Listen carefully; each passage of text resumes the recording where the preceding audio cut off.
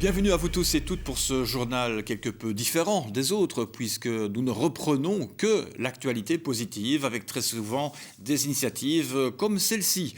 Au centre Asti-Moulins à Namur, les enseignants ont décidé de mêler le recyclage des déchets plastiques et l'utilisation de nouvelles technologies. Grâce à un partenariat avec des sociétés gantoises, les élèves ont pu découvrir la plus grande imprimante 3D transportable du monde, qui a été utilisée pour créer du mobilier dans le réfectoire de l'école. Nous ne sommes pas dans un musée d'art, mais bien dans le réfectoire du centre Asti-Moulins à Namur, là où des tables et des chaises flambant neuves ont été créées avec des matériaux recyclables tels que des déchets plastiques et grâce à l'utilisation de la plus grande imprimante 3D transportable du monde. Ce projet lancé en partenariat avec les startups The One Project et Colossus s'inscrit dans une dynamique éco-responsable. Alors, on a répondu à un appel à projet qui venait du ministre de l'Environnement, Carlo Di Antonio, qui avait pour but d'améliorer une zone d'accueil en matériaux recyclés. Et donc, nous avons recherché diverses solutions pour que ce soit quelque chose qui ne soit pas uniquement une amélioration d'une zone, une embellie de cette zone, mais aussi quelque chose qui pouvait initier un projet clairement au niveau du recyclage. C'est la première fois que la société gantoise traverse la frontière linguistique pour se rendre en Wallonie. Les élèves de l'école technique et professionnelle ont donc assisté attentivement à la présentation de cette imprimante 3D. Ce projet permet aussi de sensibiliser les élèves au tri des déchets. Donc l'idée c'était pouvoir effectivement de réaménager cet espace, pouvoir faire un image commun pour tous les élèves, qui puissent avoir accès, qui puissent l'utiliser, qui puissent en profiter et qui puissent du coup, donc, grâce à ça, avoir une vraie sensibilisation et donc du coup de pouvoir justement derrière ça les solliciter un maximum à l'écologie, à faire attention, à la responsabilité, à l'environnement et je pense que c'est effectivement une excellente initiative. Le souhait de l'Asti-Moulins serait de pouvoir développer ce projet à long terme. Oui, l'idée c'est quand même d'essayer de trouver une solution pour que nos propres déchets soient recyclés.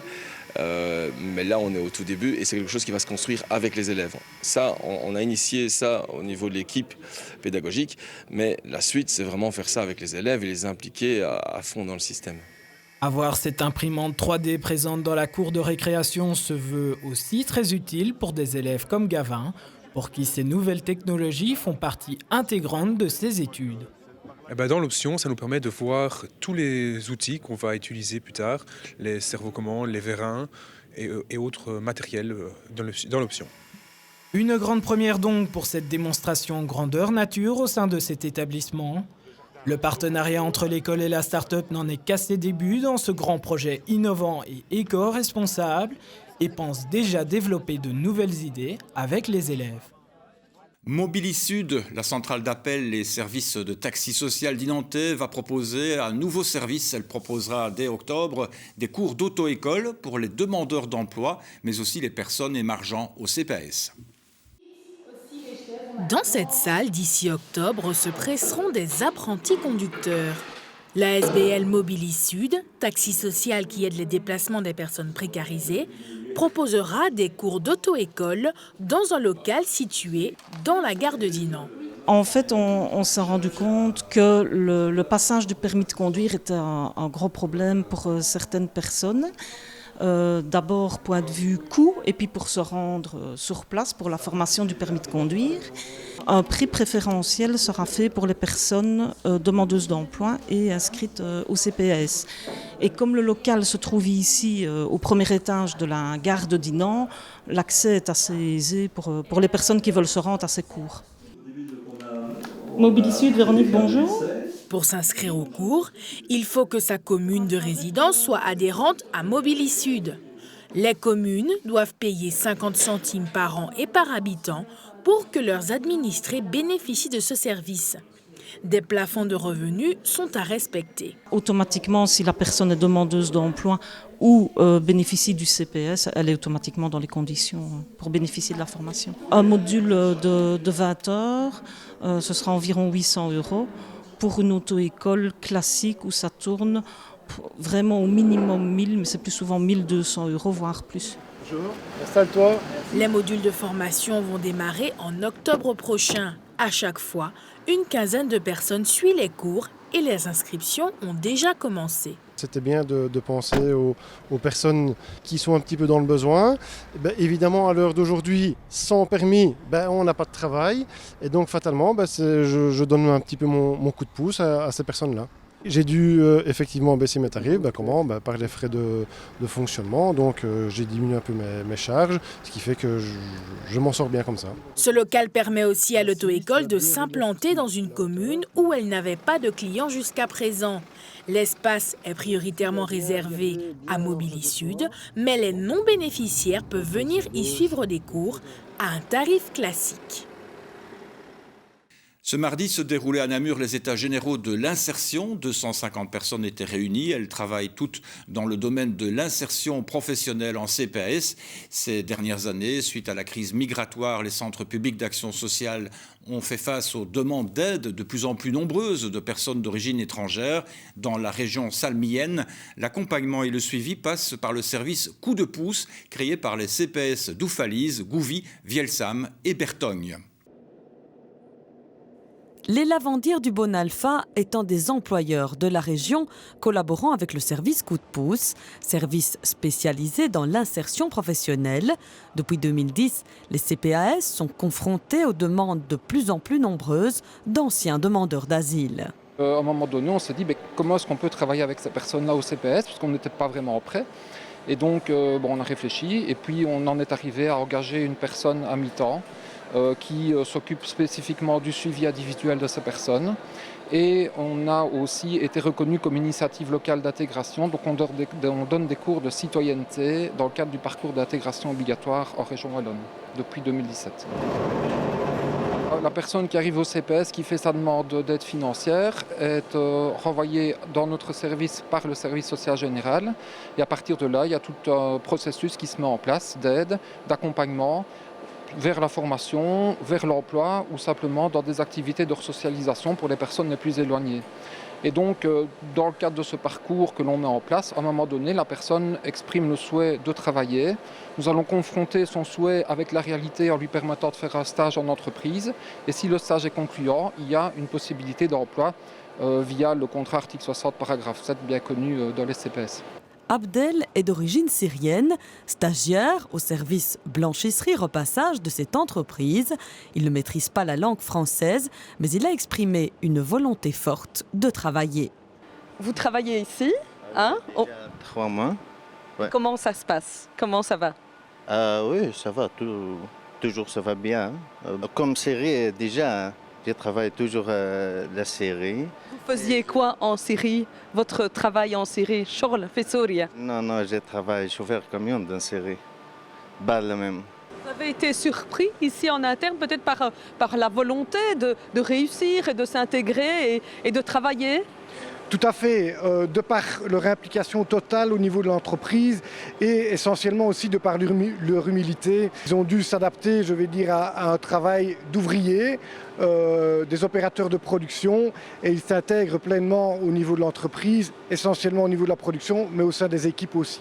Il y a la langue qui n'est pas toujours maîtrisée par ce public que l'on accueille, mais nous avons mis en place une procédure d'accueil, d'accompagnement qui nous permet d'intégrer assez facilement ces personnes, et nous pouvons découvrir justement chez ces personnes des valeurs de travail qui sont propres à leur culture et à leur pays d'origine. Syriens, Palestiniens et Ivoiriens, ce sont essentiellement des hommes qui sont occupés ici pour le moment. Il y a quelques années, c'était Caroline Caplet, elle avait fui la Côte d'Ivoire. D'abord stagiaire, la voilà aujourd'hui engagée sur fonds propres aux lavandières et responsable de secteur. Pour pouvoir vivre, il faut faire comme tout le monde. Donc, je me suis tout de suite dit, il faut travailler comme tout le monde. J'ai commencé à travailler. Ça va pour communiquer parce qu'il y a des personnes d'origine syrienne, palestinienne, qui parlent pas français, qui parlent arabe. Oui, mais comme on le dit, il faut savoir vivre avec les gens. Il y a les moments, il y a des hauts et des bas. On fait avec. Parce que si tu veux vivre dans la communauté, il faut t'habituer à tout le monde. Un quart des personnes mises ainsi à l'emploi décrochent finalement un contrat de travail. Dans la région, un réseau de services et entreprises permet aux personnes de se réinsérer. Des ASBL comme les Hautes-Ardennes, Faits d'asile, les communes, maisons de repos ou entreprises privées. On va vous faire découvrir à présent une technique de pêche plutôt insolite. C'est la pêche à l'aimant. Et au bout de la ligne, il y a parfois des surprises étonnantes. Vous les avez peut-être déjà aperçus en bordure de rivière sans savoir ce qu'ils faisaient. Jus et Jo sont des pêcheurs d'un nouveau genre. Ici, pas question de remonter du poisson, mais de la ferraille. Armés pour seul outil d'un aimant, d'une corde et de leurs gants, ils se lancent à l'assaut de nos cours d'eau avec pour objectif de les nettoyer. On se demandait justement avec mon frère comment procéder au système écologique. Et on voyait les marches et tout ça, on trouvait ça un peu inutile. Donc ça, c'était le top. C'était pas connu, enfin pas vraiment connu en Belgique. Donc on s'est dit, on va se lancer, quoi. Il y a vraiment une démarche de protection de l'environnement dans cette activité. Ah ouais, c'est vraiment ça, ouais. C'est à 100%, quoi, dépollution. Enfin non, à 95% dépollution et quand même 5% de trésors, on est quand même content de les avoir. Ils remontent principalement de la ferraille rongée par la rouille. La pêche à l'aimant leur a permis de se rendre compte de l'état de nos rivières. Je pensais pas qu'il y avait tout ça là-dedans. J'étais vraiment loin d'imaginer qu'il y aurait retrouvé des caddies, des barrières. Quand on voyait une barrière, on était impressionné. Et maintenant, on en retire. Donc, barrière, vélo, moto. Mais entre deux morceaux de ferraille se cache parfois un trésor. On avait un sac réutilisable qui s'était coincé autour de l'aimant en fait. Et, en le remontant, je les vidais. Bon, à la base, il était plein de vases. Et je les vidais. Et voilà, il y avait les pièces dedans, des trucs de Namur, etc. Là, ça a été un cri sur le halage. C'était vraiment un trésor. Ça. On ne peut même pas s'imaginer. On éparpille. En fait, tout est sale. C'est dans de la vase. Et quand on la nettoie, au fur et à mesure, on voit ce qu'on a découvert. C'est génial, quoi. La perspective de trouver un trésor depuis longtemps oublié peut sembler séduisante, mais certains peuvent se révéler dangereux et des mesures de sécurité sont à prévoir. Ça peut être une munition, un obus, ça peut arriver, quoi, hein. Ça dépend où on pêche, mais ça peut arriver. Il y en a de ceux qui commencent l'activité pour faire ça. Et ça, moi, je suis contre, quoi. Complètement, quoi. Moins on en trouve, mieux ça. Et Joe, il a déjà trouvé une fusée de proximité, donc c'est un missile à tête chercheuse, en gros. Et on l'a trouvé dans la Sambre, un petit peu plus loin. On ne savait pas que c'était ça, donc on a été le porter directement à la police. Donc c'était une erreur, mais c'était vraiment au début qu'on faisait de la pêche à l'aimant. Donc maintenant, on sait les risques que ça comporte, on analyse bien tout. Et s'il faut, si on voit que c'est quelque chose de dangereux, on le relaisse tomber à l'eau, et puis alors là, on appelle le service compétent. Si vous souhaitez en apprendre plus sur la pêche à l'aimant, vous pourrez retrouver les deux frères sur les réseaux sociaux où ils partagent régulièrement des vidéos de leurs trouvailles.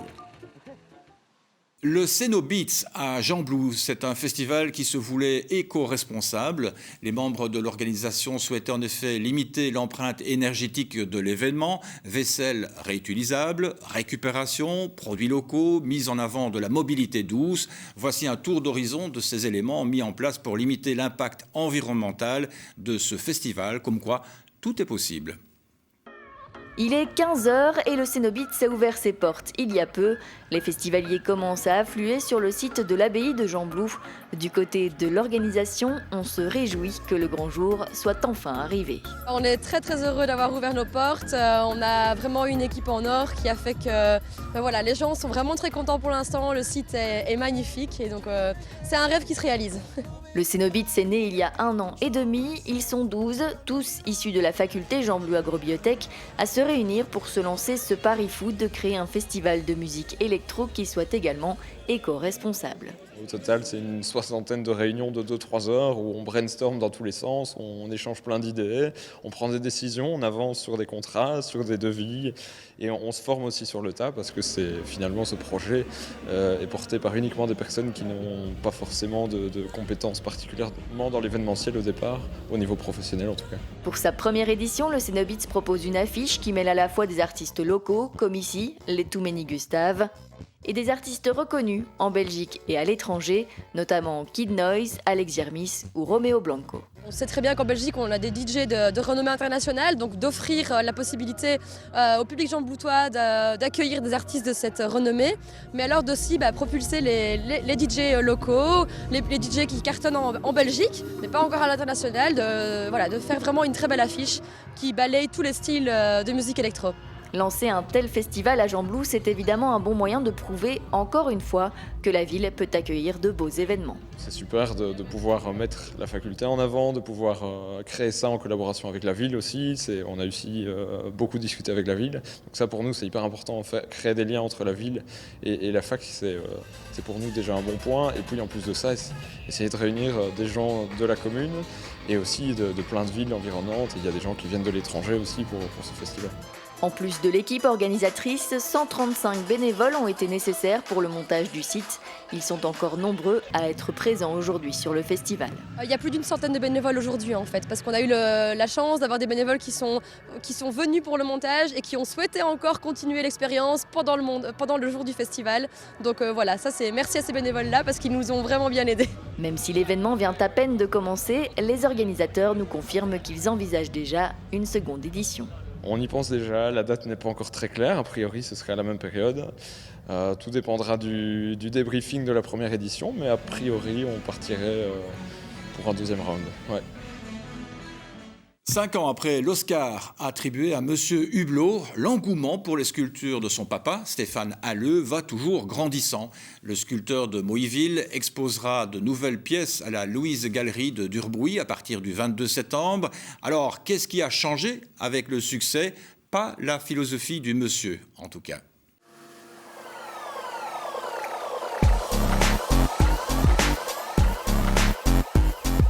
J'ai toujours été attiré par les volumes, depuis tout petit, la plasticine, les accessoiriser mes Playmobil, les matières, les odeurs, toucher les choses.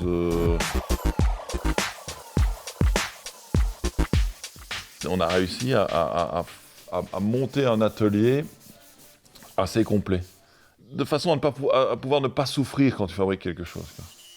Tu libères ce côté laborieux, tu peux vraiment te concentrer sur des détails, sur des finitions, sur des idées.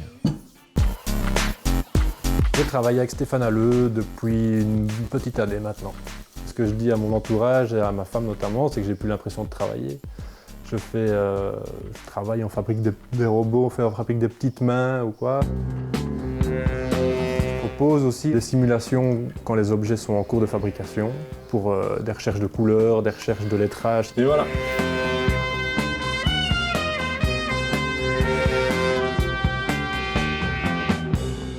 Tout ce que je fabrique vient quand même de quelque part d'une culture pop.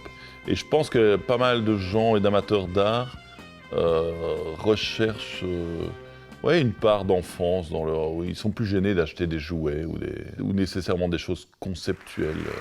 And the Oscar goes to Mr. Hublot.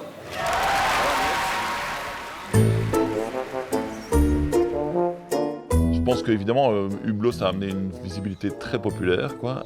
Ça a été très vu, que le travail soit présenté à tout le monde et pas seulement au public élitiste des galeries, quoi. J'aime bien d'être un peu en retrait d'une forme d'agitation. Après, tu peux être vu, tu peux faire un reportage, tu peux faire un magazine, un article dans Marie-Claire, machin. C'est sympa, parce que tu en parles. Ça te donne un peu de crédit auprès des filles. Mais ça ne t'apporte pas grand-chose, quoi, au total. Et le succès aidant, il faut se battre un peu parfois avec ça, pour ne pas perdre ses racines. C'est pas la recherche du blé ou quoi, c'est vraiment toujours renouveler cette envie de créer quelque chose, quoi. C'est vraiment un truc profondément ancré en moi. Vous souhaitez créer votre propre berceuse pour votre enfant? C'est possible. À Benonchamp, dans la commune de Bastogne, Christian Gérard propose en effet ce service depuis peu. Il est compositeur d'illustrations sonores. Christian Gérard ne se lasse pas de composer des morceaux musicaux. Professeur de musique à temps partiel, il consacre le reste de son temps à créer des illustrations sonores pour différents types de clients. Je compose aussi bien de la musique pour un film, ça peut être un court-métrage, ça peut être un long-métrage. Je compose de la musique pour de la publicité, de la musique pour des jeux vidéo, musique pour des spectacles. Notamment, j'ai fait la musique du spectacle de Stanley Paquet Merveilleuse, de la musique pour des événements, le Grand J'ai dit oui à Bastogne. Oui, même la politique aussi. Oui, exactement. J'ai fait la musique pour la campagne du CDH en 2018. Des projets particulièrement variés donc. Certains constituent d'ailleurs des souvenirs inoubliables. En 2009, j'ai eu la chance de composer la musique pour le spectacle des Noces d'Or du Roi et de la Reine. Donc, un spectacle avait été commandé par la Reine au Palais Royal. Et donc, j'ai eu la chance de composer une partie de la musique de ce spectacle. Et c'était vraiment un très très chouette souvenir. J'ai notamment rencontré la Reine et voilà, c'était très agréable. Mais ce passionné de musique voulait innover. Après avoir créé des chansons pour ses propres enfants, l'homme a l'idée de créer des berceuses, personnalisées cette fois.